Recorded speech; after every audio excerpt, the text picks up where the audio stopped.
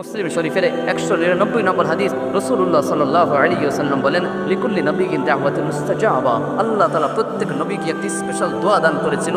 আল্লাহর সাথে নবীর চুক্তি হয়েছিল, এই দোয়ার মধ্যে নবী আল্লাহর কাছে যা চাইবে আল্লাহ তাই দিবে। যেই শব্দে দোয়া করবে আল্লাহ সেটাই কবুল করবে। প্রত্যেক নবী দুনিয়াতে বিপদে পড়ে সেই দোয়াটা আল্লাহর কাছে চেয়েছিলেন। ইউনূস আলাইহিস সালাম মাছের পেটে থাকা অবস্থায় সেই দোয়াটা চেয়েছিলেন। মূসা আলাইহিস সালাম সামনে সাগর থাকা অবস্থায় সাগর পার হওয়ার জন্য সেই দোয়াটা করে ফেলেছেন।